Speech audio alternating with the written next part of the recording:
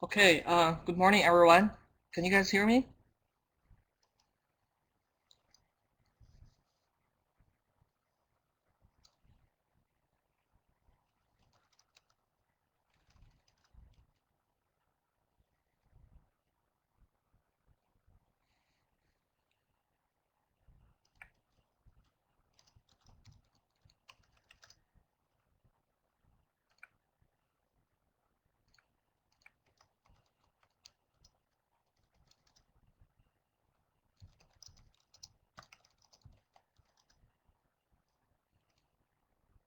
Okay, all right.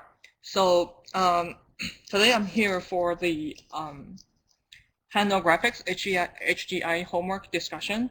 So as you may know, the main purpose of this introduction session is to get you familiar with what this homework is asking for, and I will also go over all the problems and provide you some hints and some of my thoughts to get you started with the problems here.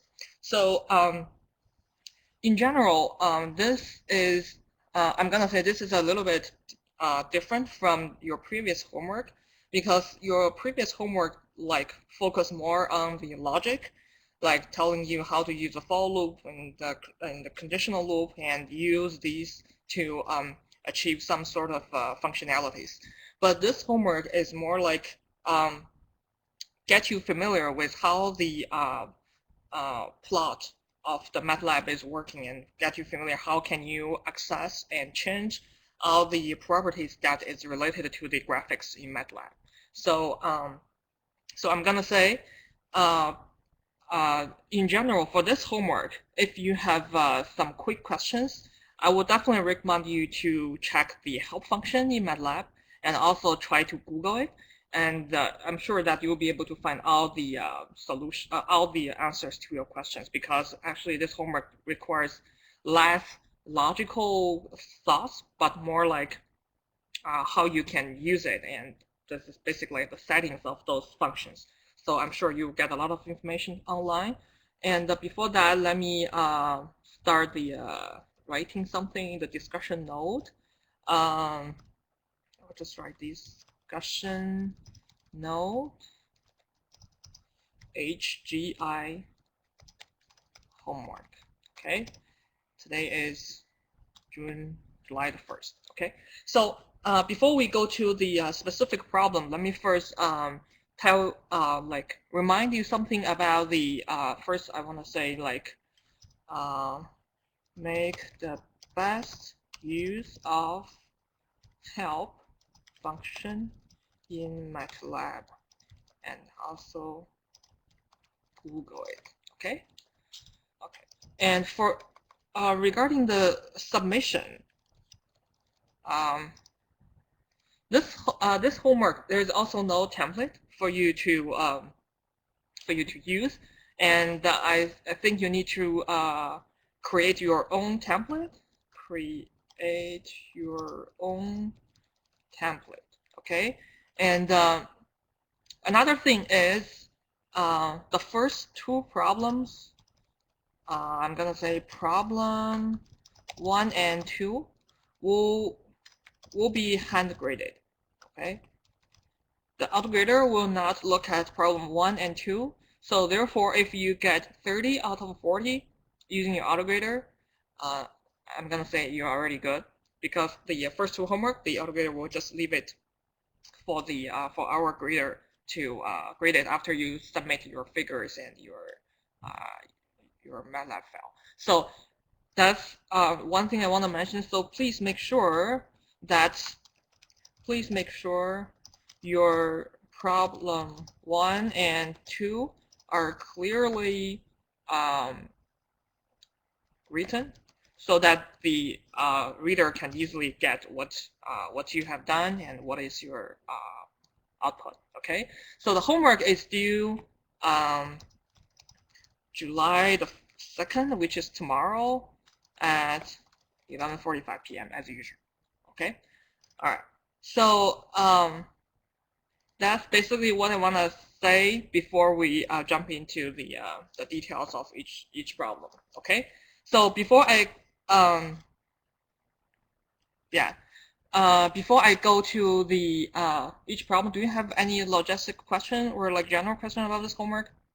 If not, I will just start with problem 1. Okay.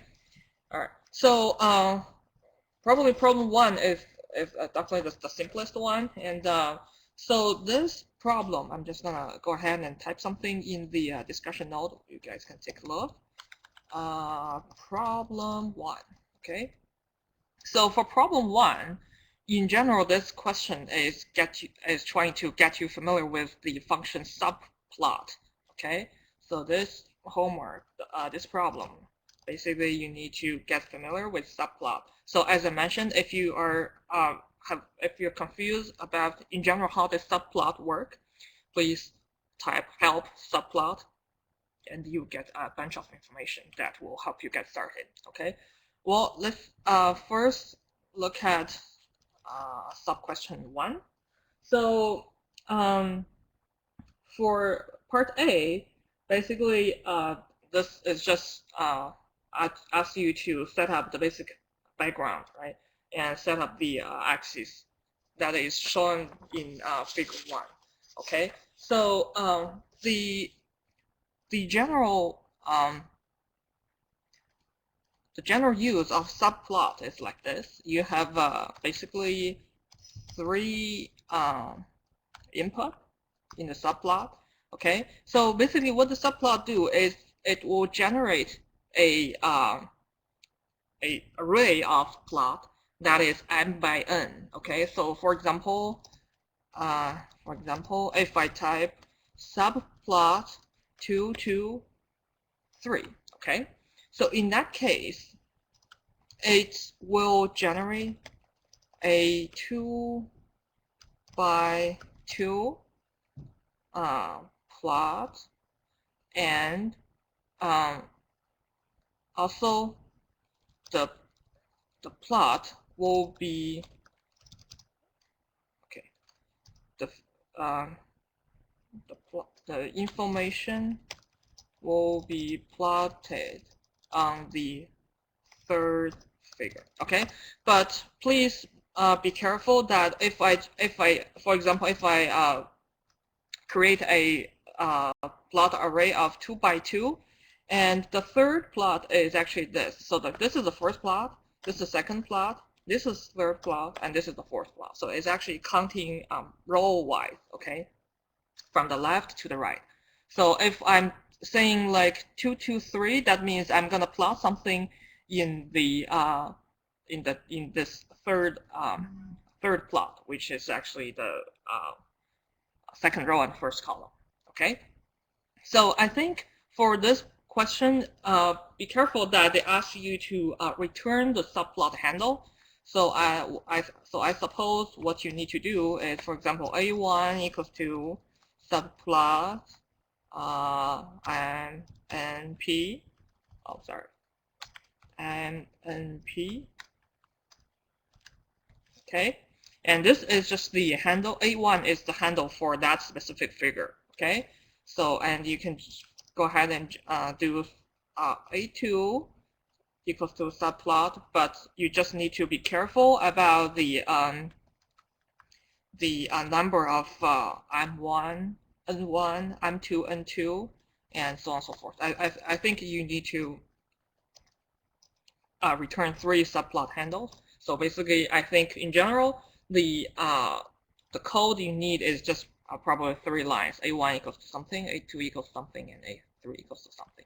And then what you want to do is you compare your plot with the one that is shown in figure 1, okay, and see if they make sense, if they're the same.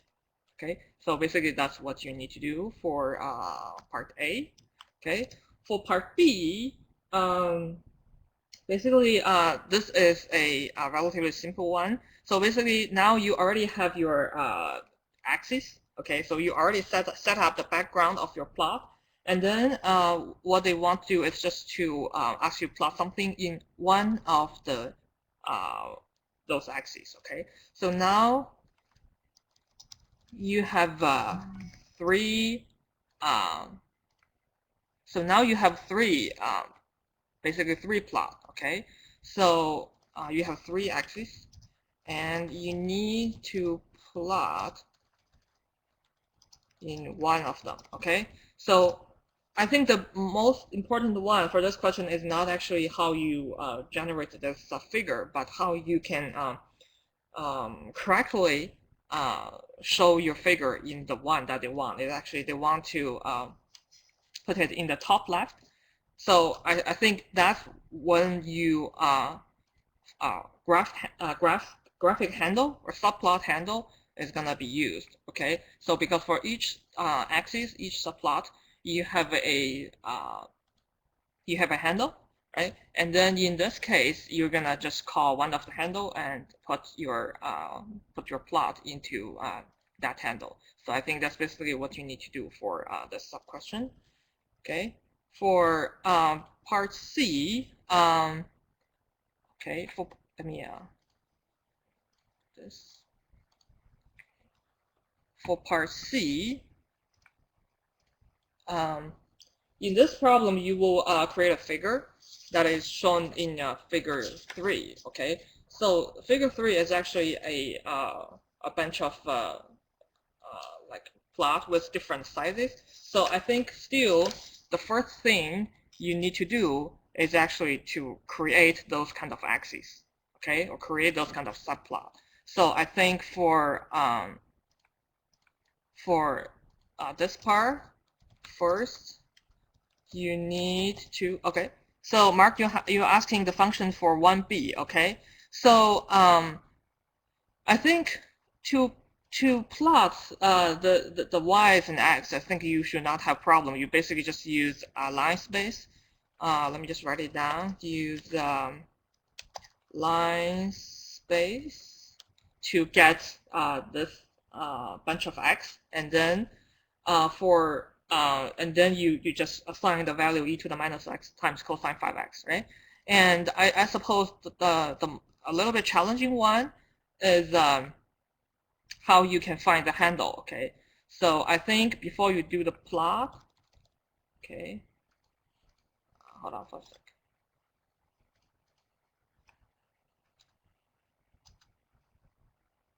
Okay,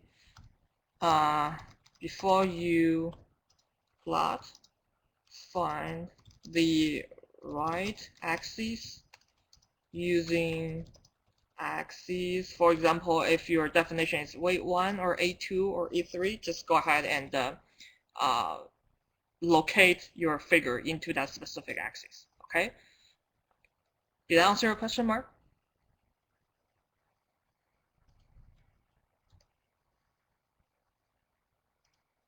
Okay, all right.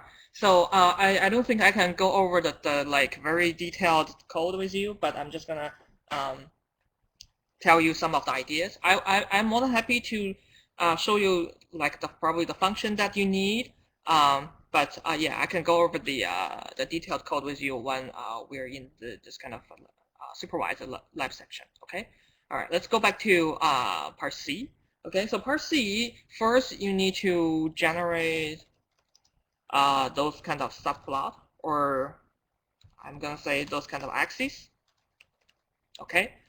And then I think the way you do that is the same as what you did for part A. You basically do C1 equals to something, for example, and all the way to you have 6 figures, right? 6 axes, and do this all the way to C6. Okay, and then what you need to do first is you need to first store these axis handles in a 1x6 array. I'm quite sure this is not difficult for you because you already returned those bunch of, for example, C1 to 6. What you need to do is to store those handles in an array. Okay. This is just like a one-line code. Okay. All right. And then what you need to do is, I think it's quite clear in the assignment that you first need to define a x variable that runs from 0 to 4, and then write a for loop such that the integer values of p ranges from -2 to 3. The graph of sine xp times x to the x to the p is plotted. Okay. All right. So basically, so basically this part for after you're done with store these handles in array, and what you need to do, I think, is you first need to initialize. Okay, you first need to define the x using x equals to here. Okay, and then you need to go to the for loop. Okay. Okay. All right. So basically, the main part for this sub question is like for every subfigure, you will assign a different value of p. Let me write it down. For each axis or subfigure, okay, you will assign a different value of p. Okay, so basically what you do is the first figure you assign the p to the value of -2 and goes all the way to 3 for the sixth figure. Okay, so and in that case, the function you basically have, so for example, for y will be equal to sine xp times x to the p. Okay. Okay. So that means for each figure, you will run this run this y to the sine something, this code, to get the different bunch of values of the output. Okay. So that's basically what you need to do. So I think first, so in the for loop, you definitely want to have some sort of the index. The index for the for loop can be p itself, okay, but you need to figure out how to connect the value of p to the basically index of the axis. Okay, because this p is actually ranging from -2 to 3. Okay, but the axis you wanna work on is actually from ranging from 1 to 6. Okay, so there need to be a little bit conversion before you can put the axis function here. So you still need to use axis function to locate the axis you want to plot on. Okay, and then in the for loop, after you locate this axis, okay, you just go ahead and assign the y value and plot. Okay, so and after that, one more thing you need to be careful is you need to title the subplot. Okay, and also in each subplot you will need to show like the value, the p value. Okay, so probably you can say something. Okay, p equals to for example, you can say the value of p in this subplot is -2 or 0 or 3. Okay, so in that case, I think probably you need to use, for example, integer to string function, something like that. Okay, to help you convert this number from -2 to 3. Yes, from -2 to 3. Okay, so for example, for the first figure, you want to say p equals to -2. Second figure, you want to say p equals to -1, and go all the way to the sixth figure, and you write p equals to 3. Okay, so basically you need to do a little bit conversion between the -2 to 3 and the 1 to 6. It's actually a pretty simple conversion, as you can see. Okay, everything is linear. Okay, all right. So I think that's basically the end of question 1. Remember, you need to get a clean template, plot everything, and remember that write down necessary descriptions if you find that's useful. Okay, but I think in general this question is not that hard because you already have the answer. Okay, so basically you already know whether you are doing great or not. Okay, so that's what I want to say for problem 1. I think I already gave a pretty detailed idea of how to address each of the sub-problem. Okay, but if you have any quick questions, just type in the chat window like Mark did, and I will try to answer that if it is related to what I want to say. Okay. All right. So now let's go to problem 2. Okay. So for problem 2, what you need to work on is actually basically it's just like this 3D surface plot. Okay. So if you look at the assignment, you already see what this kind of plot is. Okay, so it shouldn't be quite strange to you. Okay, I'm gonna say this is very important way of doing the plot, especially for the 3D case. And as you can see here, this plot is actually pretty cool. And if you have some nice result from the data and you get this kind of plot, that's gonna make your document or your presentation, whatever, very attractive, interesting to the audience. Okay, so that's why I guess the instructors put the yes. Okay. Okay, so Mark said the modules are helpful in Arsenal 2. Okay, so in that case, I'm just gonna quickly go over this problem 2, just in case any of you are having some quick problems. Okay, so for problem 2, first you need to do is actually first define the x and y. Okay, this is definitely what you want to do. And the way you defined x and y could be similar to what you did before using line space. And then I'm not quite sure whether you have learned this in the modules. And then you need to create a some sort of a rectangular zone of x and y using the function called ndgrade. Did you learn this in the module?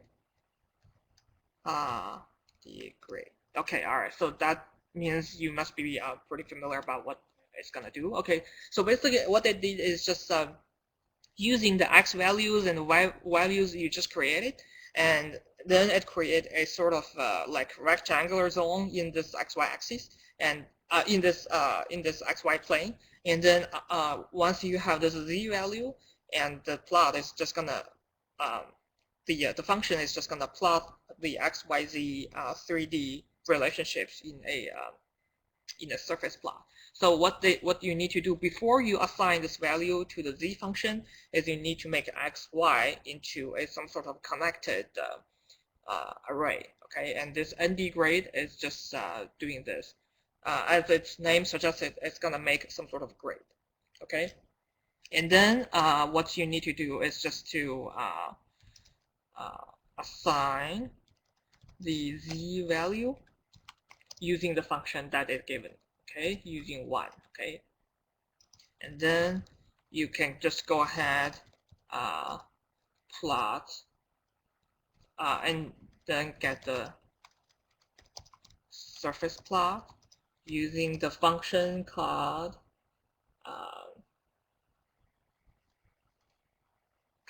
surf. Okay, surf. Okay, so this surf function basically have 3 input, x, y, z, So, which is actually quite clear what the meaning is, okay? And after that, remember to put the title, some sort of labels into it. Remember to put title and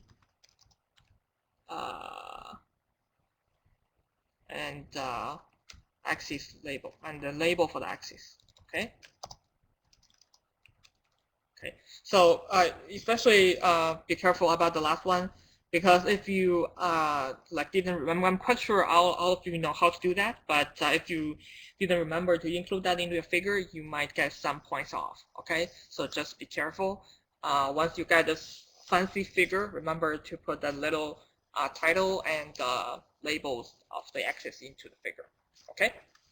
So problem 2 is a relatively straightforward problem. Okay, and I think, excuse me, I think problem 3 and 4 are a little bit challenging because both of you need, those problems need your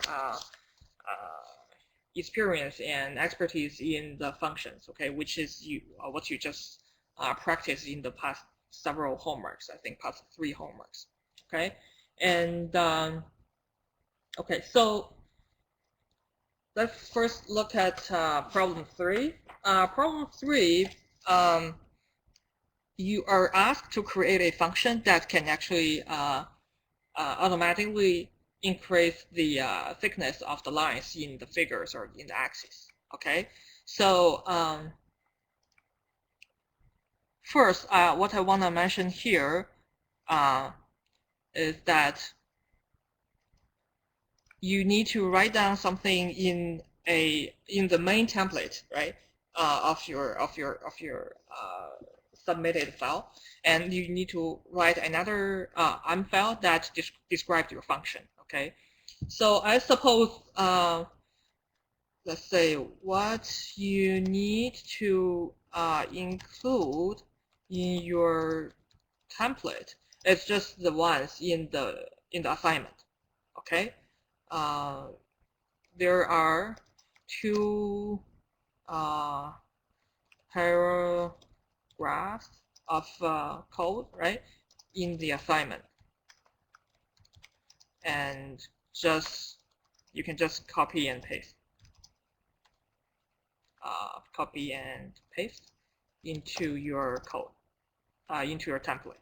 Okay, and that's basically what the main functions are doing. Basically, the first part is you create several figures, axes, and each figure or each axis actually return some sort of handle for you to use in the following. And then after you have done with your functions, okay, remember to also like run the code in page 7. We have 5 lines of thickness A1, F2. So basically what it did is each time you run this, every figure in the axis A1, every line in the axis A1 and every line in the figure 2 are gonna, their thickness, the thickness of the line will be increased by 0.5. So if you're interested, you can just run this code line by line, so you will see the thickness of the lines in the figure A1 and F2 are actually increasing gradually. Okay, so okay, so this is what you need to include in your template. Okay, I'm gonna write it as 1. Okay, then let's go to the main part, is your function. Okay. First, every time when I write a function, I always look at what is the input and output of the functions. Okay, so for this question, okay, for this function, you still need to be careful that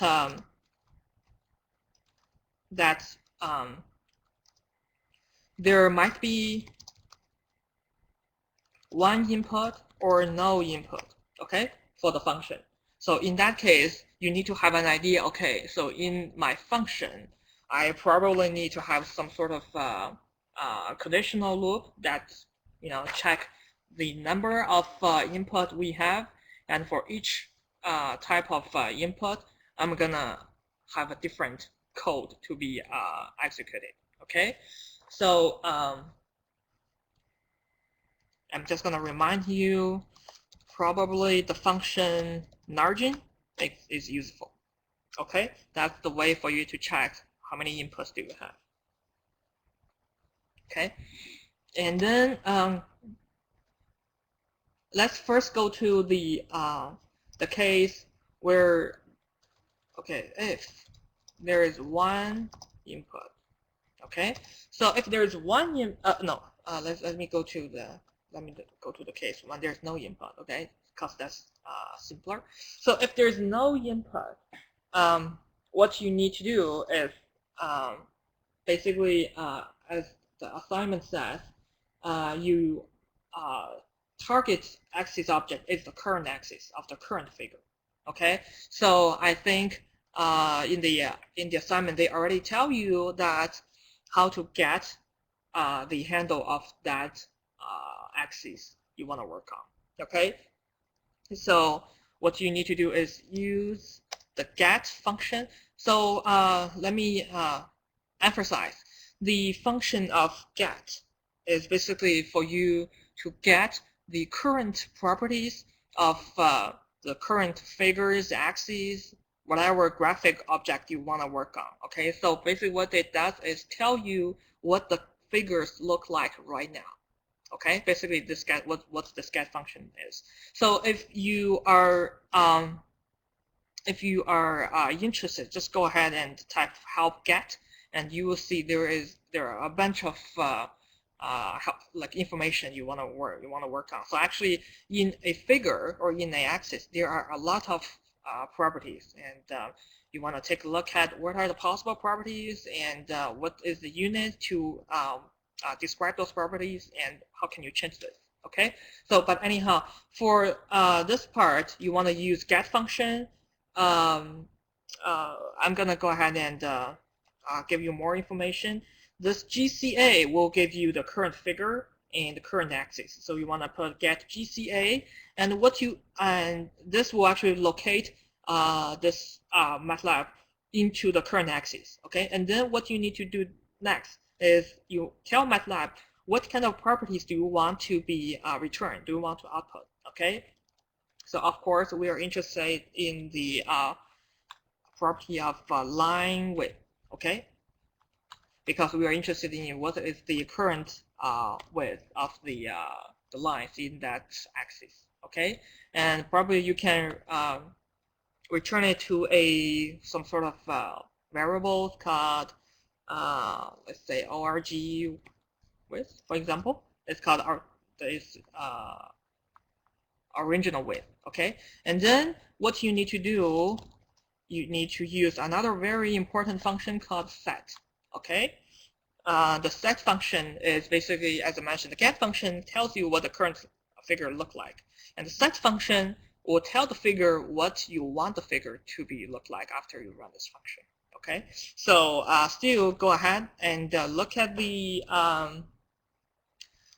help function of the set. I'm going to tell you, you still need to work on the GCA. This tells MATLAB which axis you want to work on, which line you want to work on, and then tell them the properties you want to change. Okay, you want to change the line width. Okay, and then the third one, I'm just gonna leave it to you after you check the MATLAB help function. Basically, this part I'm gonna go ahead and tell you that this is the one.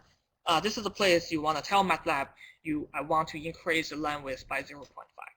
Okay, so this is what you want to input into the third part of the set function. But I'm going to leave this for your work. Okay. All right. So and then let's go to the case when there is only one input. Okay.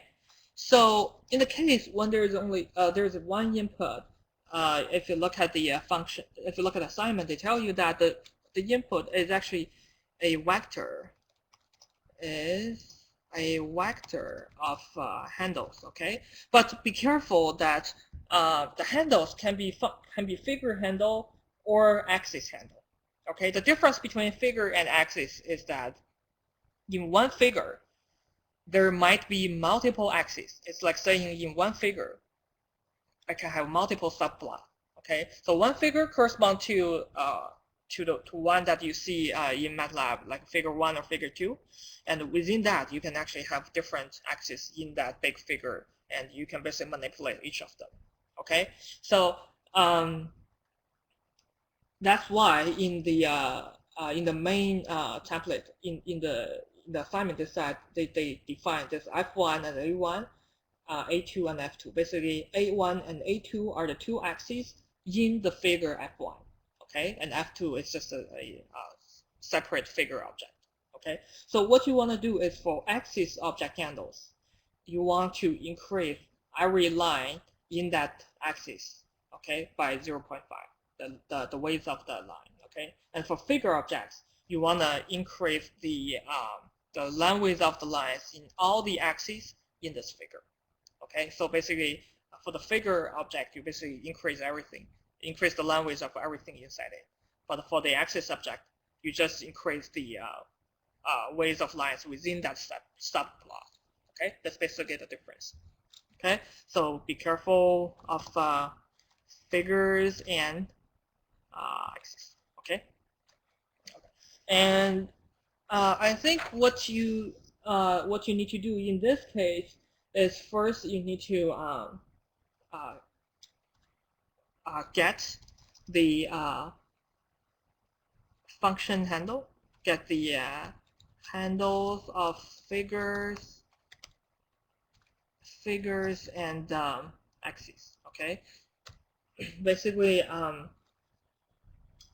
you need to get yourself clear that I'm gonna put it more clear. So which means I'm gonna make this a little bit organized. Okay, so because in that input vector, okay, in the input vector, there might be multiple axis objects and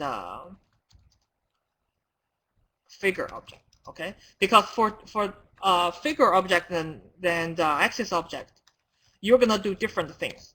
Okay, so first what you need to do is to locate the so first you need to do is get yourself clear that which of those, get yourself clear which of those are axes and which of those are figures. Okay, so here I think I can give you some hint. You might want to use find function, find.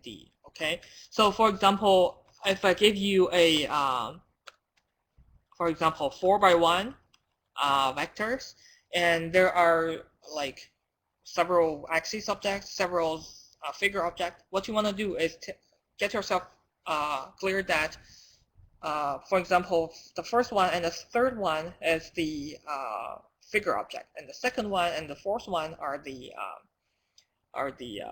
figure object. Okay, so in that case, when you do different things for figures and axes, you will know that which of these you are actually working on. Okay, so but I'm telling you that there are multiple ways of doing this. I'm just saying that find is probably one way of doing that, and that's how I did this. Okay, and then you probably need to go to I think probably you need to go to 2 different for loop. Okay, this is just one way of doing it. Okay, after you get yourself familiar which of those are axes, which of those are figures, you create 2 for loops. Okay, for sure, one for axis, one for figure. Okay, actually the code in these 2 for loops are pretty much similar. I'm gonna say pretty much the same. So I'm gonna give you a example for each of the for loop. Okay, I'm just gonna show you some of the thought. First, you need to do is find all the objects. Okay, so for example, you have two different loops. For example, if I'm in the loop to work with figures, okay, first you need to do is find all the I'm gonna say, make it clear, find all the line objects. Okay, so for each of the figures or the axes, there might be multiple lines in it. Okay, so first you need to do is ask the MATLAB to return the handles of all the lines, or all the lines in a axis or in a figure. Okay, so you can do this by using find all. Did you learn this in your modules? Find all? No? Okay. All right. Okay. All right. So I'm gonna so in this case, because I know how to use this function, so I find this is pretty useful. But you can just go ahead and type find all and see what it will return to you. Okay, basically it will return all the lines in this corresponding axis or figure object, because you want to increase the line width of everything inside it. Okay, so I find that find all is probably a good way to go. Okay, just go ahead and type help find all and see how it works. Okay, and then use get function to get the line width. Okay, to get the current line width. Okay, and then what you need to do is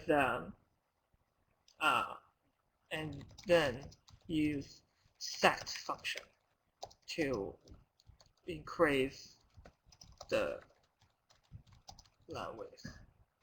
Okay, just as what we did for the part when there's no input.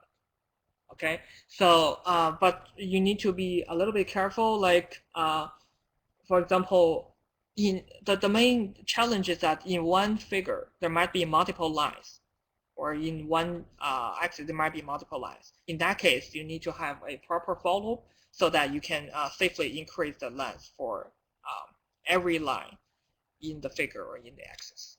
Okay, so basically, before I end up problem 3, let me just quickly go over this. Okay, so first you need to put something in the template, copy and paste what is in the assignment. Okay, and then in the figure, then in the function. Okay, so first check how many inputs are there. If there's no input, just get the current axis and then create the line width of everything there by 0.5.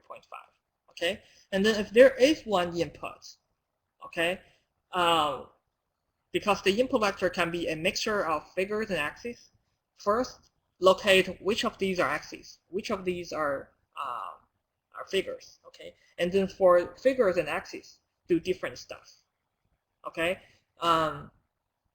for basically the things are very similar and the function you use are the same, but it's just for the for loop of figures you type in the object as figure, and for the for loop for the axis you type the object name axis when you use, like for example, find all function, or you use get function or set function. Okay, so that's basically the only difference you wanna take a look and be careful with. Okay, I think that's basically what I want to say for problem 3, and let's quickly go to problem 4 before we end up this discussion. Okay, so problem 4 is the probably the most challenging one in this homework. I think let me just go to the assignment. Okay, so for problem 4, part A and B, these two are actually not to be turned in, okay, as you see. But they are very important for you to, so in that case, you want to make sure that you understand the logic or how they implement this code. Okay, what I suggest you can do is just trying to run the code in part A and see the output, and do the same for part B. And especially for part B, if you look at the code in line 7 and 8, they have the axis function and test function. Basically, these two are used to set up the properties of axis and test. Okay, so let me show you something. So okay, there are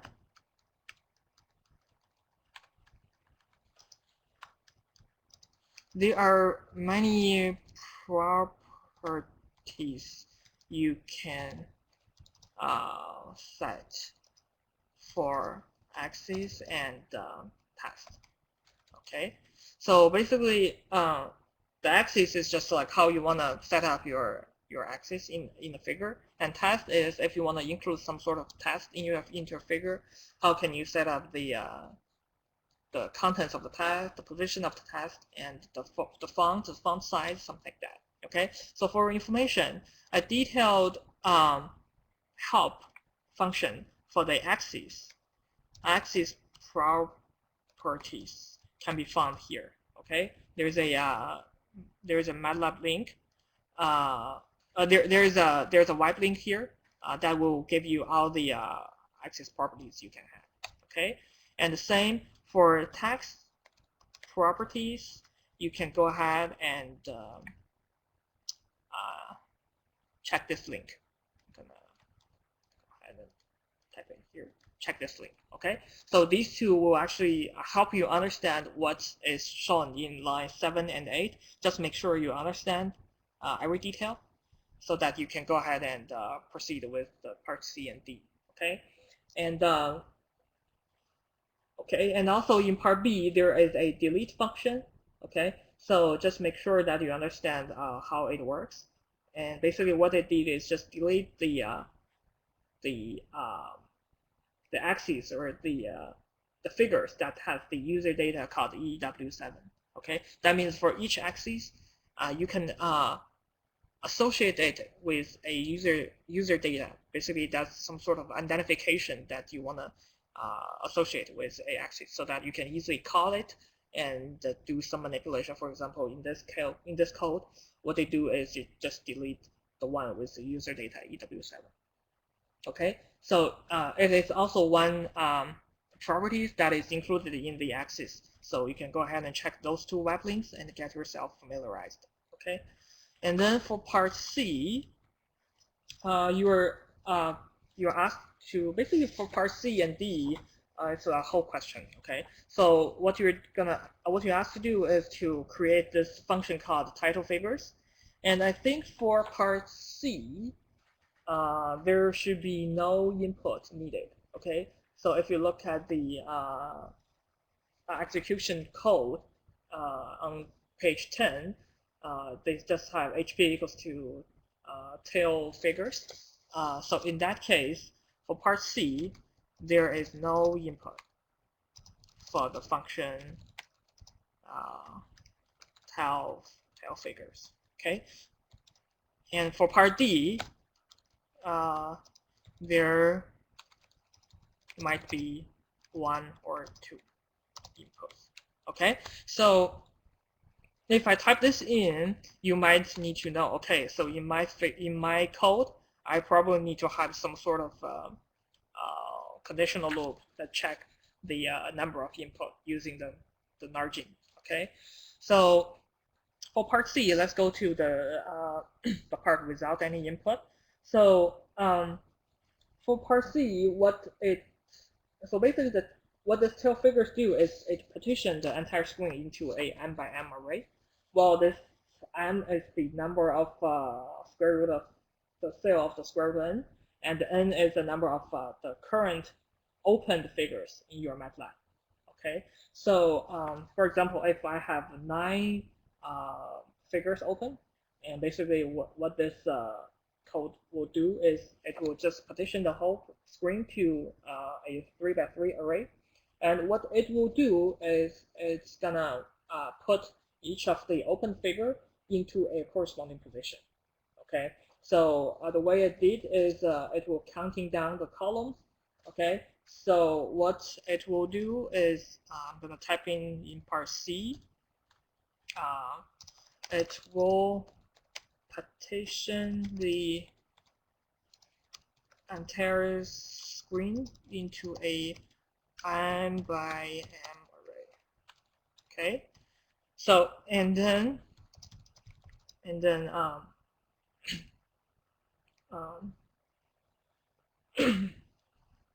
put the open figures into the array. Okay, so and how it did is it's gonna do 1, 4, 7, 2, 5, 8, 3, 6, 9. It's gonna do something like this. That's what it means by doing this counting down the columns. Okay, so but be careful that the as is mentioned in the assignment, it's possible that there are only 6 figures. Okay, so in that case, only the first 3, 1, 2, 3, 4, 5, 6 will be filled with figures, and the other 3 will be leave blank.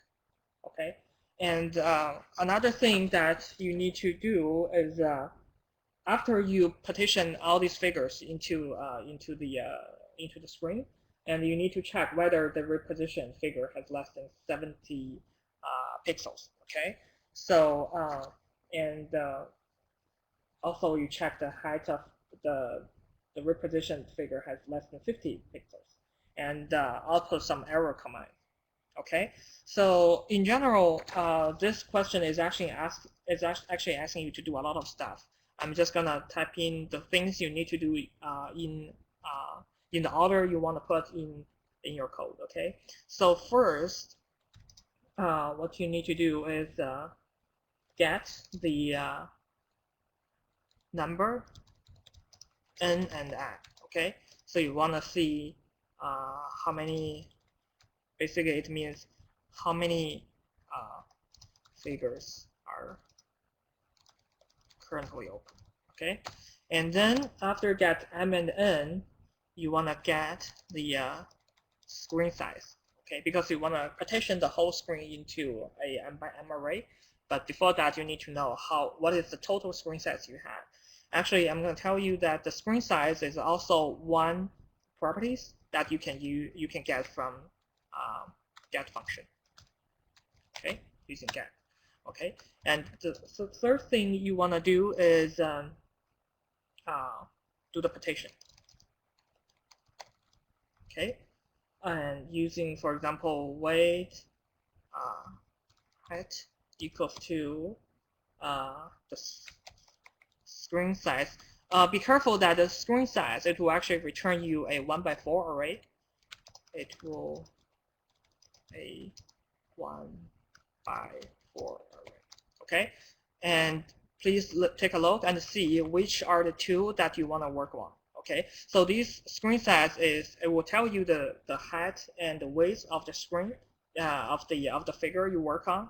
So in that case, you want to do screen size something divided by m, right? Because you want to partition it into m by m. Okay, so the size, so the height and the width, will both be divided by the number n. Okay, then that's basically the size of the new figure, the new partitioned figure. Okay, and then what you need to do is conditions. Okay, you want to check if the height and width is not okay. Okay, and then in that case, output error message. Okay, and then if everything is okay, if you look at the bottom of part C, the output argument of HP is actually n by 5 array. Okay, so and you look at that the first one is the handle of that figure, and the rest of them is just the position vector. Okay, so the position vector is you actually need to get this position vector of the previous of the those figures before reposition. Okay, so in that case, the first thing you want to do is get the original position before repositioning. Okay, you can also use using get function. Okay, it is also a property that you can get using the get function. Okay, and then what you want to do is you want to do the repositioning. Okay, so that's how you need to take a look at part A. Okay, the part A actually gives you a way to do the repositioning of this code. Okay, so you need to assign a value of a code of a figure or an axis, and then do the repositioning as I type in parts in here 1, 2, 3, 4, 5, 6 here. Okay, okay, and then after that you want to output the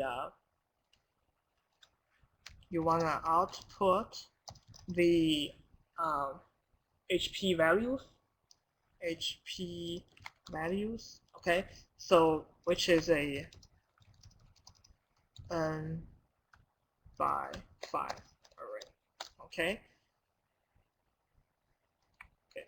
And then what you need to do here is that for the 8th one is so if you look at the bottom for part C, what they want you to do is create a 30 by 30 pixel axis object, and also use text object to print the figure number. Okay, so in that part, you need to look at part B and put axes and text into the figures. Okay, I'm quite sure that this is actually a little bit difficult question. So what I suggest you to do is just go ahead and work using the order that I tell you. And when you have some problem, you can just go ahead and tell the GSI where I'm having the problem. So the GSI will be able to help you a little bit more. Okay. And for part D, so once you're done with part C, I think for part D it's not that difficult. So once what it asks you to do is just the case when there is some input. Okay, so basically there are two types of input. So for the one input case, okay, so what you want to do is restore the original positions and remove the temporary axis object. Okay, so first is restores the original position. Okay.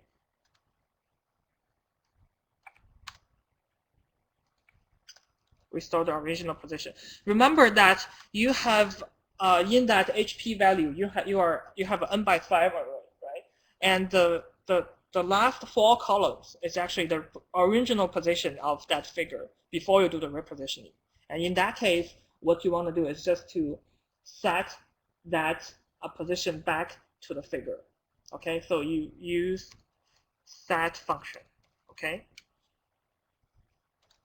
use set. Okay, and in that case, for the second one, which has 2 inputs, in that case, you basically do the same thing as the one input case, but you just need to do one more thing and make the FHAN. FHAN is actually the current figure. The HAN is a handle of the existing figure. Okay, in that case, you just want to use somehow I cannot type anymore.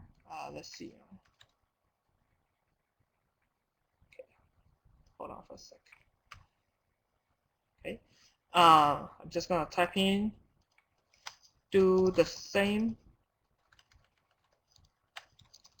for one input case, and also use figure like FHAN to put the figure to the front. Okay, so basically that's what it asks you to do for two input case.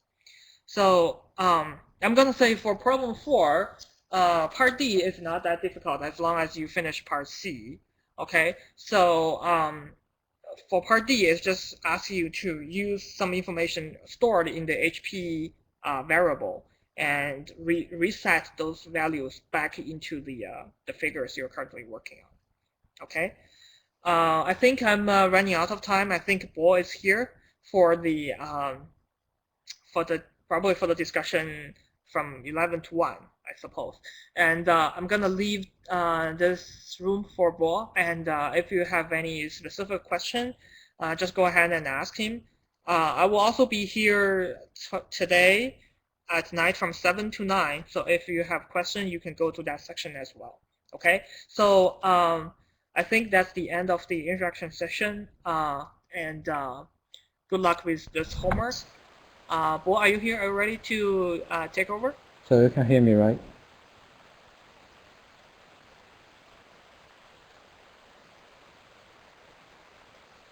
Okay.